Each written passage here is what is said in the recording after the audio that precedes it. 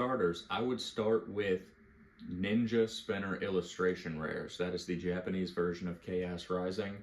You've got the Taurus and the Ampharos in there, the Crobat, the Xerneas, the Metang. I was able to get copies of this Metang on TCG Player for like $1.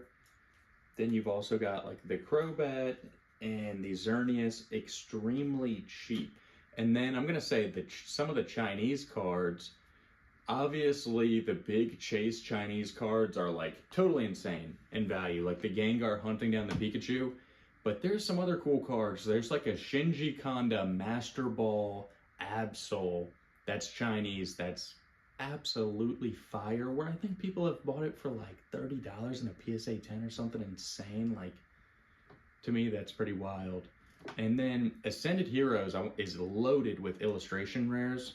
Outside of the big chase cards, there's still tons of cool ones. I picked up the Hitmontop, the Score Bunny, and a couple other ones in there. So I'd look into like the Slept On Ascended Heroes cards. And then I want to say the Skarmory and the Yveltal from Perfect Order. Don Fan snuck his way in there. The Skarmory and Yveltal from Perfect Order, super dope. Some of my favorites that are very affordable.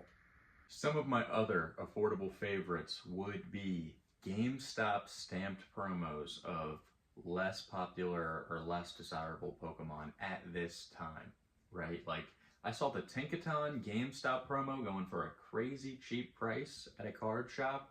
So stuff like that is something to keep an eye on, because it's something like people don't hype it up in the moment, but over time, as copies dry up, cards like that can pop off. Same as like set stamped promos. I have a ton of Paldean Fates stamp stuff.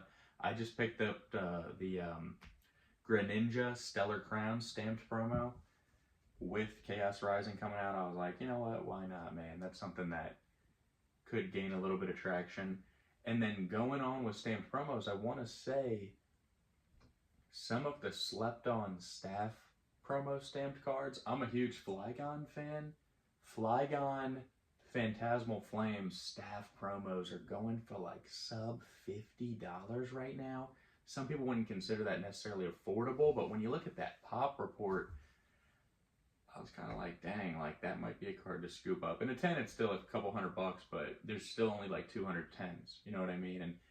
And for my wild card affordable play, I bought my first Air card for $1. It was a Crimp Air recently, and then I started looking at Air cards online, and I was kind of like, how many of these like cool Air cut, like Crimp Air, Miscut Airs, Hollow Bleeds, how many of these are going to be super rare in the future?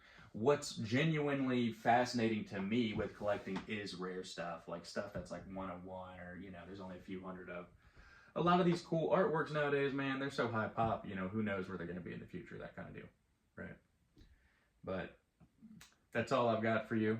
If you absolutely hate this content and you want to see me fail, make sure you hit that subscribe button.